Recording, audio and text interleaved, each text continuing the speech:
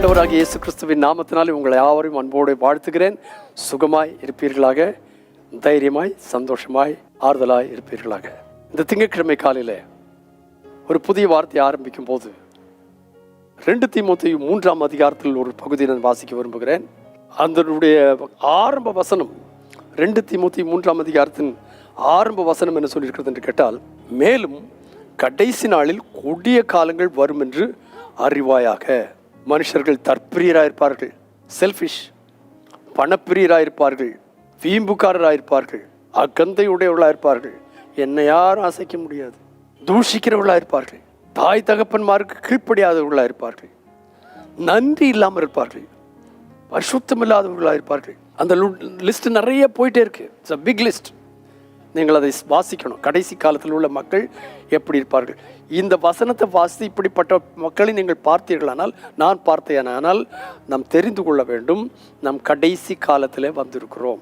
ஆகினால் இந்த கடைசி காலத்தில் வந்திருக்கிறதான நமக்கு அந்த காலத்தை வெல்லத்தக்கதான ஒரு வாய்ப்பு எங்கே கிடைக்கிறது என்று கேட்டால், வேத வசனங்களின் மூலமாய் கிடைக்கிறது. அதனுடைய 16ஆம் 17ஆம் வசனங்களில் வாசித்தீர்களானால், வேத வாக்கியங்கள் எல்லாம் தேவ ஆவியினால் அருளப்பட்டிருக்கிறது. ஆல் காட்ஸ் வேர்ட் தேவ ஆவியினால் அருளப்பட்டிருக்கிறது. தேவ மனுஷன் எதுக்காக அருளப்பட்டிருக்கிறது? தேவ மனுஷர்கள் தேறினவனாய் எந்த நற்கிரியும் செய்ய தகுதி உள்ளவனாய் இருக்கிறதுக்காக. அப்போ தேவ பிள்ளைகள் எப்படி இருக்கணும்?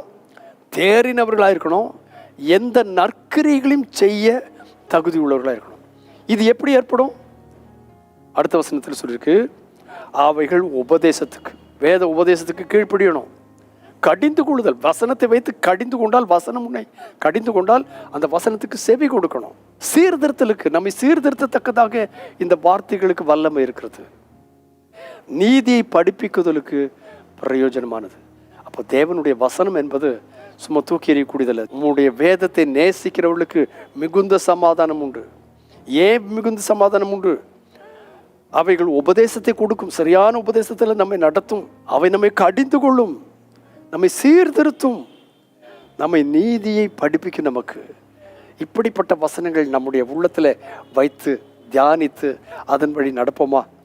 அப்படி நடந்தால், ஓ க்ளோரி டு காட், நாம் தேறினவர்களாக இருப்போம், எந்த நற்கிரியும் செய்ய தகுதி உள்ளவர்களாக இருப்போம். பரிசுத்தமுள்ள எங்கள் நல்ல பிதாவே, இயேசு கிறிஸ்துவின் நாமத்தினால் இன்றைக்கு தந்த இந்த நல்வார்த்தைகளுக்காக உமக்கு நன்றி செலுத்துகிறேன். ஆண்டவர், உம்முடைய வசனத்தை நேசிக்க, தியானிக்க, வாசிக்க, அதில் நிலைத்திருக்க, அதன்படி நடக்க எங்களுக்கு கிருபை தருவீராக.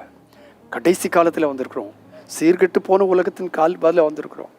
அதில் நாங்கள் சுடர்களாய் பிரகாசிக்கத்தக்கதாக உம்முடைய வசனத்தை நேசிக்க, எந்த நற்கிரிகளையும் செய்ய தகுதி உள்ளவர்களாக இருக்க, தேறினவர்களாக இருக்க எங்களுக்கு ஒத்தாசை முடியாதுன்னு ஜெபிக்கிறேன். இந்த வார்த்தைகள் இந்த நாளில் உடைய பிள்ளைகளாக இதை கேட்கிற எங்கள் ஒவ்வொருவருக்கும் ஒரு உத்வேகத்தை, ஒரு வைராக்கியத்தை வசனத்தில் தர நாங்கள் ஜெபிக்கிறோம். வசனத்தின் வழி நிற்க கிருபை தாரும். இயேசு கிறிஸ்துவின் நாமத்தில் பிதாவே, ஆமென், ஆமென். வசனத்தின் வழி நின்றால் நாம் ஒரு காலம் இடறி விழுவதில்லை.